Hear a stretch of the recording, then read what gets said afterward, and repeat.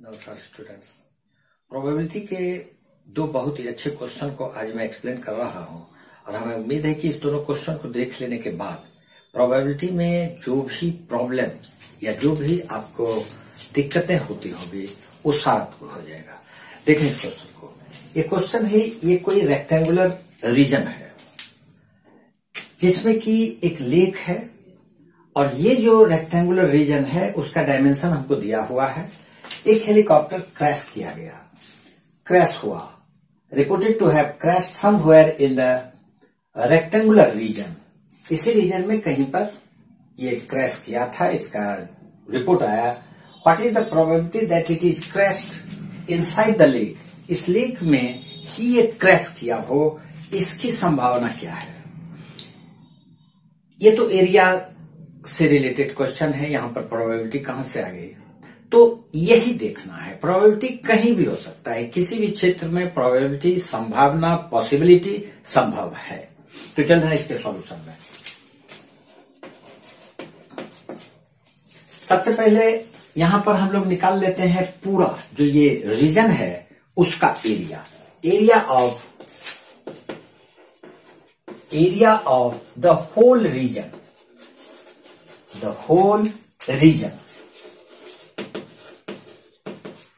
So since this is a rectangular plot, rectangular region, therefore area is L into B.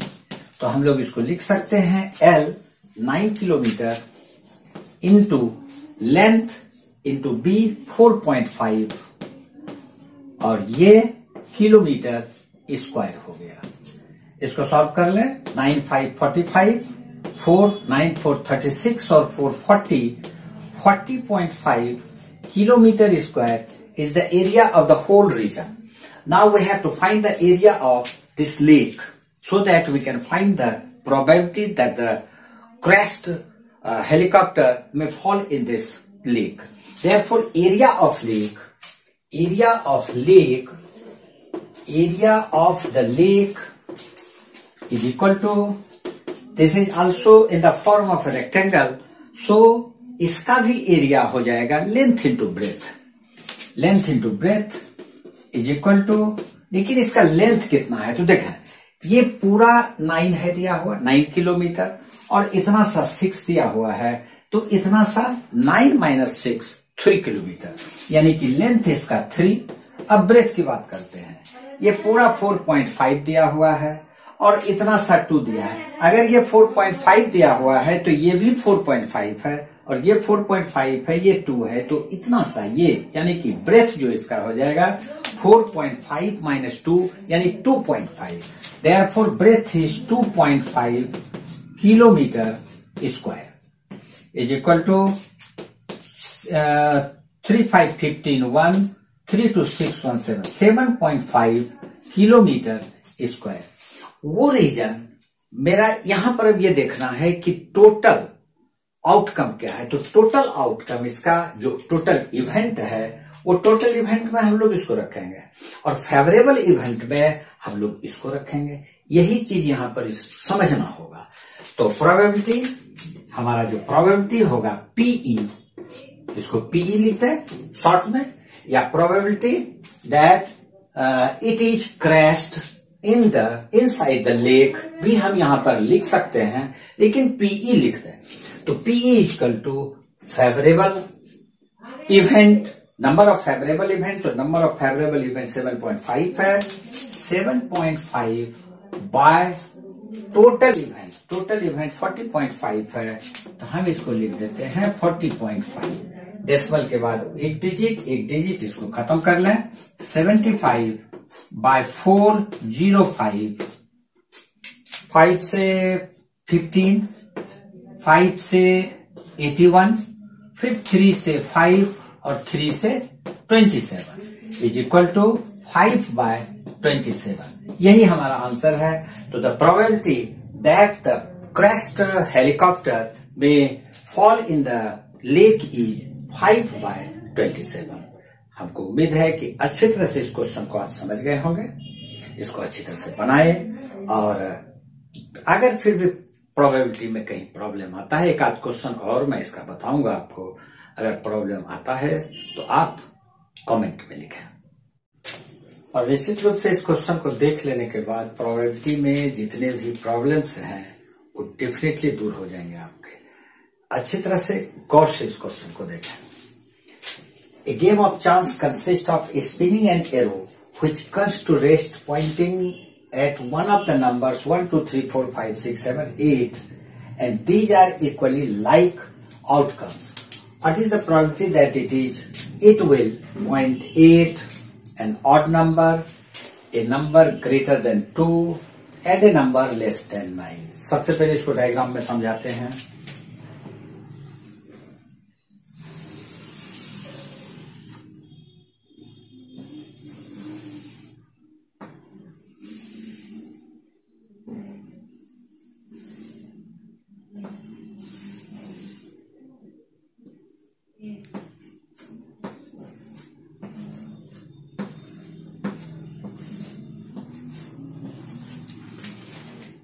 ये spinning एक plate है जिसको spin कराने के बाद इसमें एक एरो मार्क है जो किसी नंबर के पास आके रुक जाएगा। इसका एरो मार्क मान लेते हैं ये है, तो इसको स्पिन किया गया। अब ये एरो कहां पर रुकेगा यही क्वेश्चन है। तो चलिए इसका सॉल्यूशन देखते हैं। इसके सॉल्यूशन में बिल्कुल ध्यान से देखें, प्रोबेबिलिटी कुछ भी नहीं है, बहुत ही अच्छा चीज है, बहुत ही मजा आता है बनाने में। सबसे पहले हम लोग देखेंगे इसमें टोटल एलिमेंट्री इवेंट्स कितना है, यानी टोटल आउटकम कितना है। Total elementary events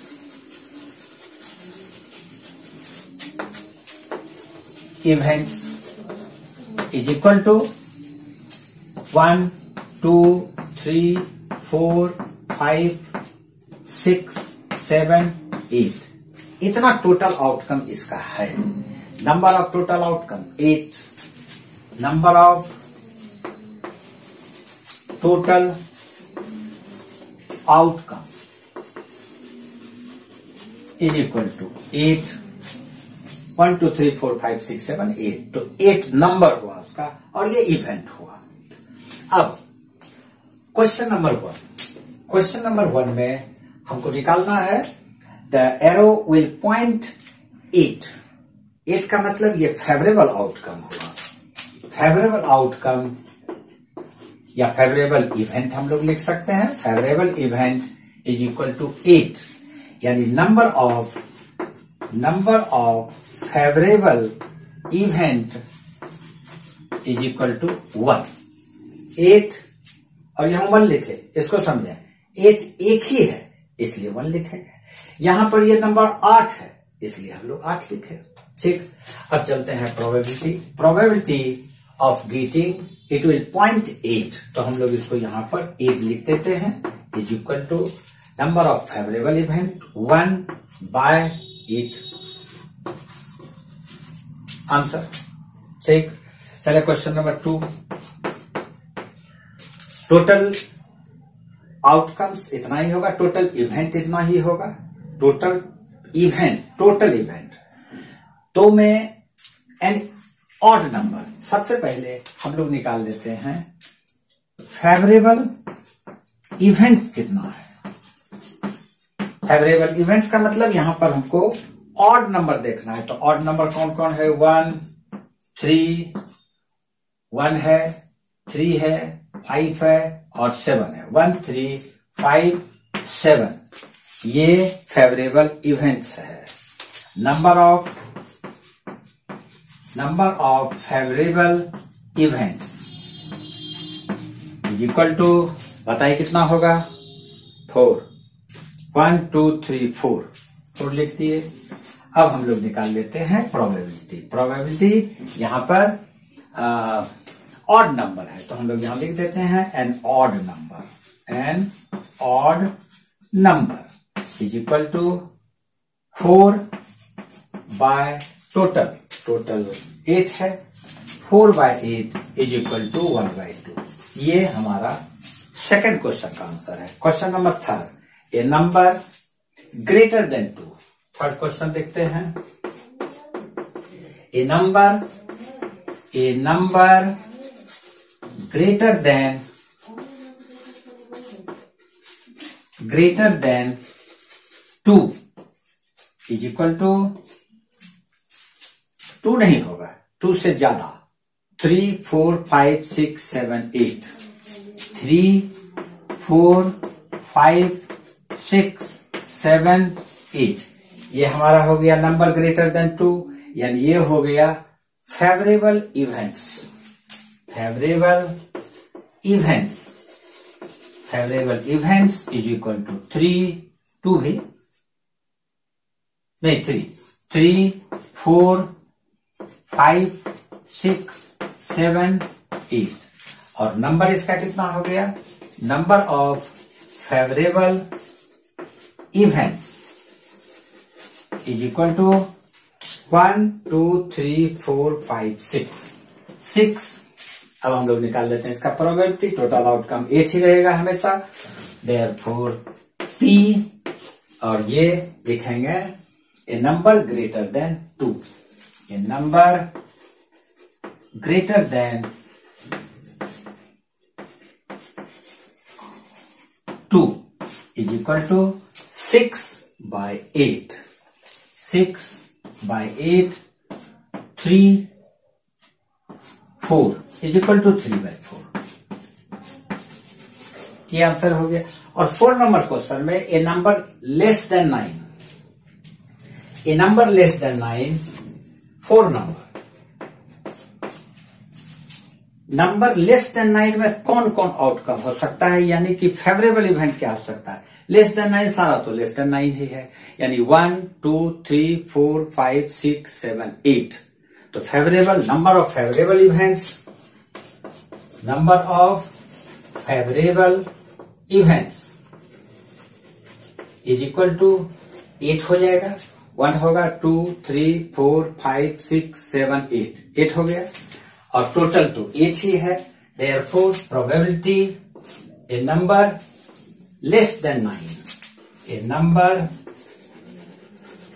less than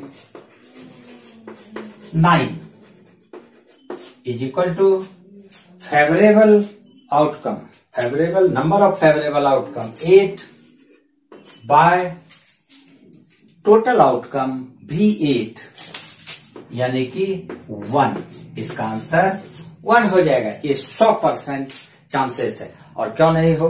क्योंकि अगर हम इसको रोटेट करते हैं तो ये इसी में से किसी ना किसी में डेफिनिट रुकेगा।